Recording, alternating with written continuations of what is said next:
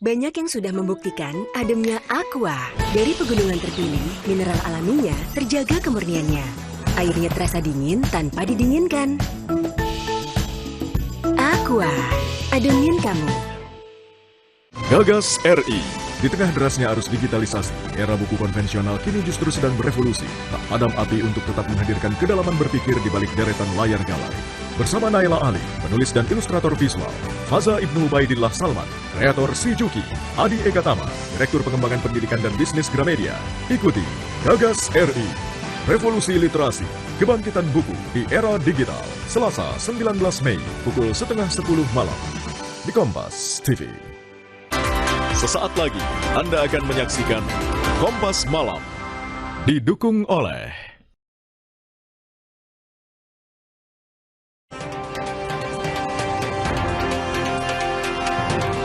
Diancam Trump, Iran justru pasang ancang-ancang siap tempur menangkal serangan Amerika Serikat hingga mempersiapkan warga sipil hadapi potensi perang darat.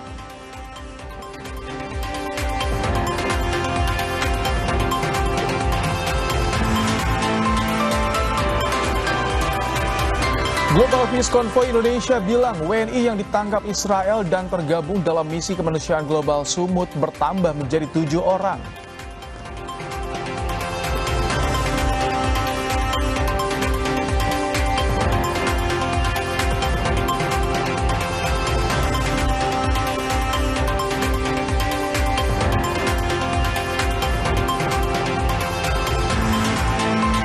Nilai tukar rupiah terhadap dolar Amerika Serikat menyentuh angka 17.754 rupiah.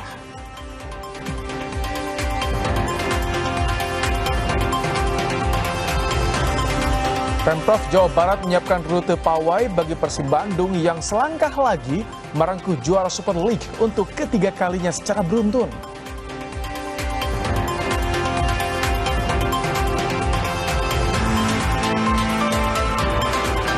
Kejaksaan Agung melelang replika kursi Fir'aun yang disita dari terpidana kasus korupsi Asabri.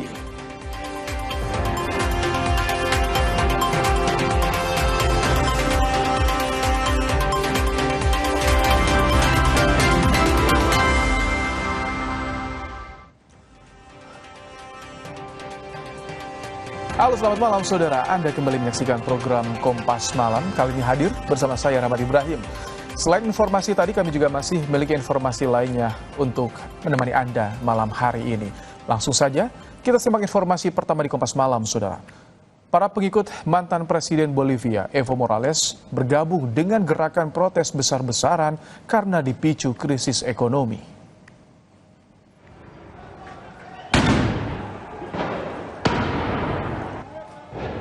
Bentrokan meletus di jalan-jalan antara pengunjuk rasa dan pasukan keamanan pada Senin waktu setempat. Unjuk rasa yang berlangsung lebih dari 2 minggu menjadi tantangan terbesar bagi Presiden sekaligus pemimpin konservatif pertama Bolivia, Rodrigo Paz. Ledakan dinamit bergemuruh di pusat kota La Paz. Pasukan keamanan membalas dengan tembakan gas air mata ke para demonstran. Mereka menyerukan pengunduran diri Presiden yang baru 6 bulan menjabat tersebut.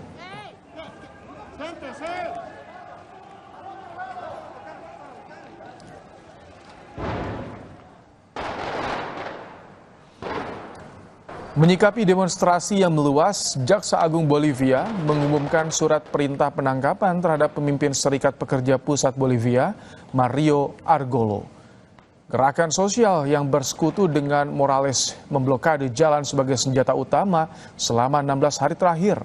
Imbas blokade, truk-truk terdampak di jalan raya utama memicu kekurangan makanan, bahan bakar, dan persediaan medis di La Paz dan kota-kota lain. Presiden Rodrigo Paz menuduh Morales mengatur kerusuhan untuk merusak pemerintahannya.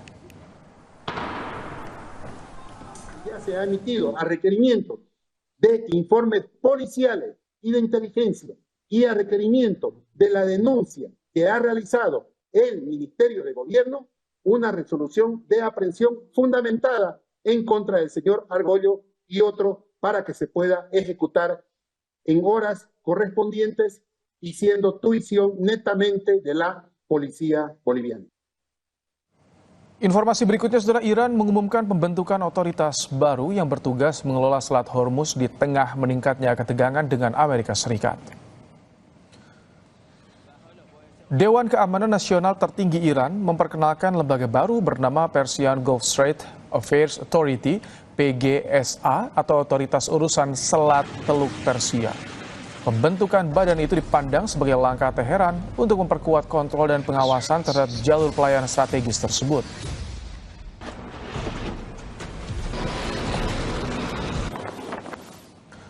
Iran dengan Oman sedang merancang mekanisme baru yang mengatur transit melalui Selat Hormuz. Juru bicara Kementerian Luar Negeri Iran, Ismail Baghaei, mengatakan kedua negara terus melakukan pembahasan intensif demi memastikan jalur pelayaran di Selat Hormuz tetap aman dan lancar.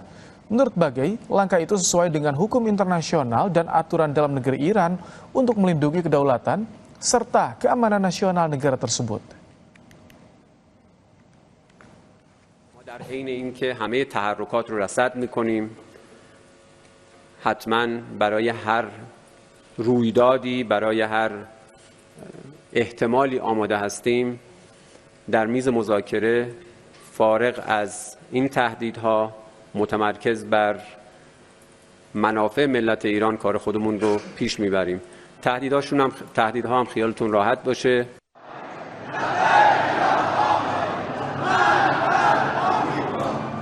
Ratusan anggota suku Bahtiari Iran berkumpul di Teheran pada Senin waktu setempat menyatakan kesetiaan pada pemimpin tertinggi Iran.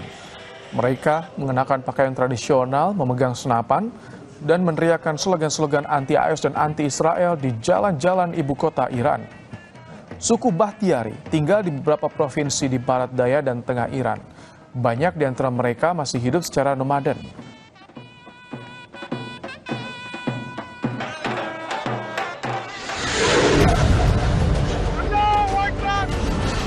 Kepulangan Presiden Amerika Serikat dari Beijing belum membawa angin segar bagi perdamaian di Timur Tengah. Trump justru kembali mengancam akan membom Iran jika Iran menolak patuh soal kesepakatan nuklir.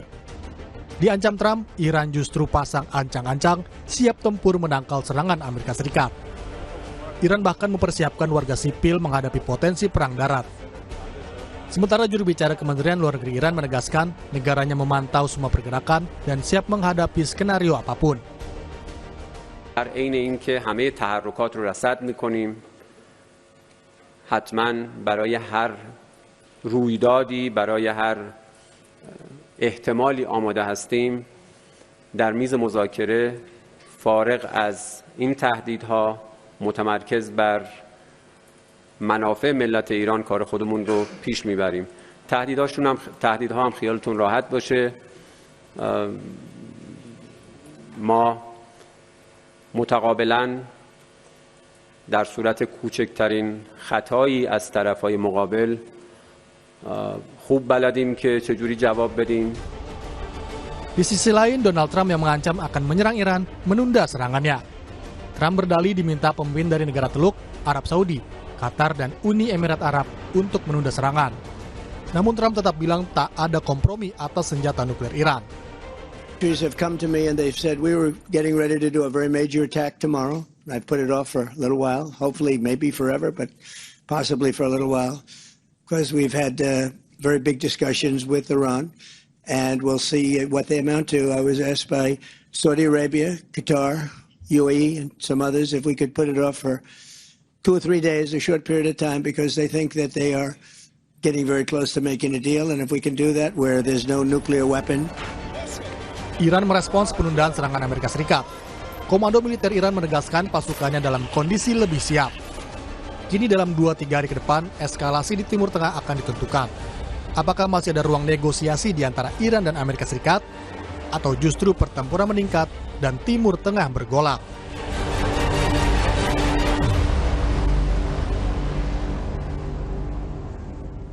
Apakah Amerika Serikat menunda menyerang Iran hanya sementara atau justru ini bagian dari exit strategi Donald Trump? Kita akan bahas bersama analis geopolitik Tengku Zulkifli Usman. Selamat malam Pak Tengku. Malam Mas Ibrahim. Terima kasih. Baik, Pak Tengku, ini sebelumnya sesumbar Trump akan menyerang Iran namun kini menunda serangan.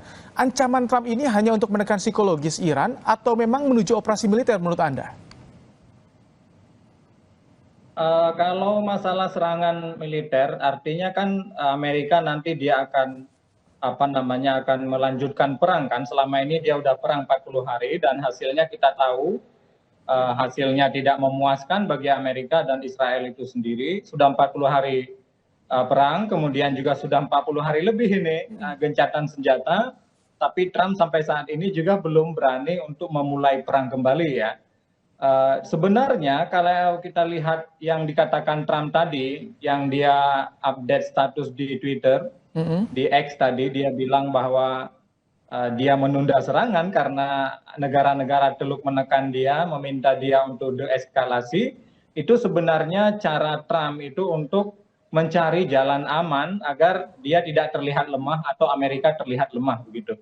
Alasan sebenarnya di balik itu adalah karena Amerika berhitung bahwa melanjutkan perang pun ini tidak ada manfaatnya dan mereka ragu akan mencapai tujuan-tujuan yang telah mereka tentukan sejak awal mereka melakukan invasi ke Iran.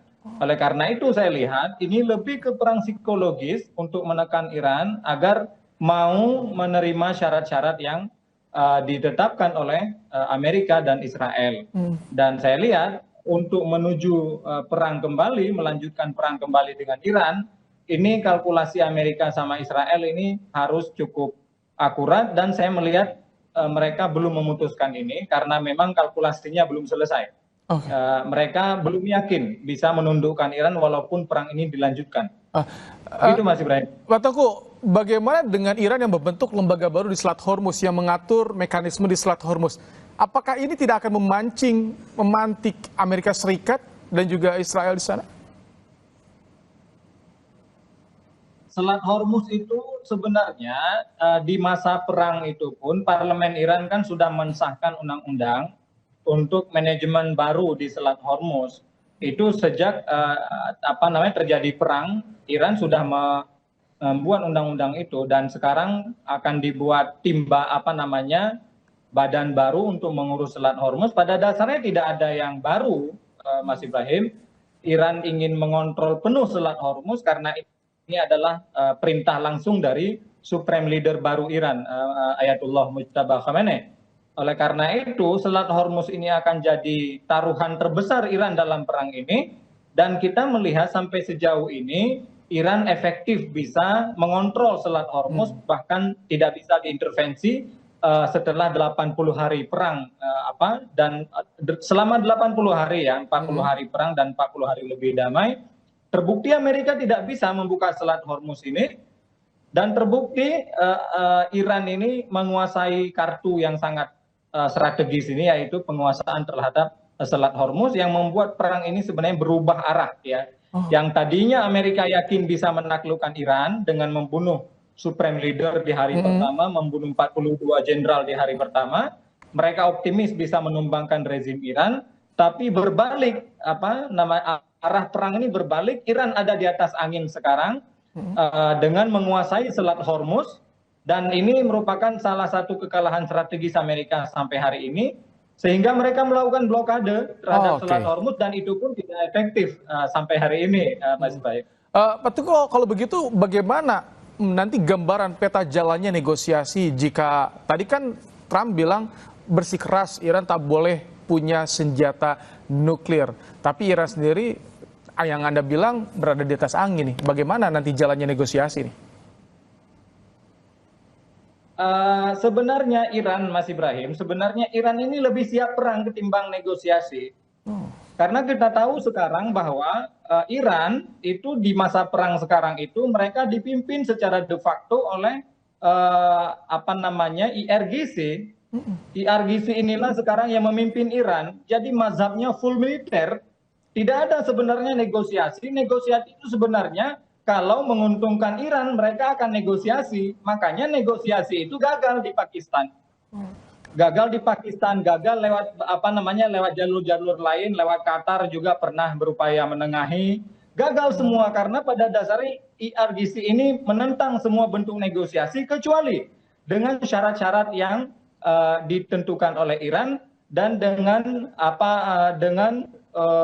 syarat-syarat yang Amerika harus menerima syarat-syarat dari Iran. Baru ada negosiasi. Kalau tidak akan pernah ada negosiasi karena Iran pada dasarnya sekarang lebih siap berperang daripada bernegosiasi. Apakah ini termasuk tadi ada pernyataan Ismail Baqi yang bilang mereka siap dengan skenario apapun di meja perundingan? Iya, Iran siap, sama sekali siap. Jadi gini, ada laporan terbaru sekarang dari CIA ke meja Donald Trump. Dia mengatakan bahwa Iran saat ini telah melakukan perbaikan terhadap infrastruktur militernya yang kemarin hancur dalam perang 40 hari, itu sudah di level 90%. Artinya Iran selama gencatan senjata 40 hari ini, dia lebih fokus memperbaiki kekuatan militer dan kekuatan tempur daripada berpikir negosiasi.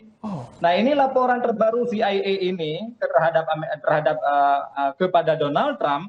Ini juga menjadi pertimbangan penting Donald Trump sampai hari ini dia belum berani melanjutkan perang dengan Iran. Menurut saya, syarat yang ditentukan Amerika yaitu nuklir, yang pertama soal nuklir ya, tidak boleh punya nuklir Iran. Yang kedua soal uranium. Uranium Iran ini kan ada 440,9 kilogram sekarang ada di tangan Iran. Yang sudah diperkaya sampai 60% dan ini belum diserahkan kepada siapapun, masih ada di tangan Iran. Sedangkan pemerintah Iran saat ini, rezim Iran saat ini masih tegak. Amerika belum bisa melakukan regime change di Iran. Jadi percuma mereka ngomong nuklir, ngomong balistik, ngomong uranium, kalau pemerintah Iran tidak terguling, ini semua nggak akan tercapai, Mas Ibrahim. Jadi percuma Amerika mengancam apapun terhadap Iran. Selama pemerintahan Iran ini tegak dan selama militernya masih tegak, Amerika tidak punya alasan melanjutkan serangan karena efek balas dendam Iran ini akan sangat berat, bukan hanya kepada Amerika tapi kepada global. Ini ada ditunda serangan 2-3 hari, apakah betul ini yang dimaksud exit strategi yang dilakukan oleh Donald Trump? Kita akan tunggu ya. Terima kasih Tengku Zulkifli Usman, analis geopolitik, telah menyampaikan pandangannya di Kompas Malam hari ini. Terima kasih Mas Ibrahim. Baik. Usai jeda, saudara, kami kembali dengan informasi 7 WNI yang tergabung dalam misi kemanusiaan Global Sumut Flotilla ditangkap militer Israel.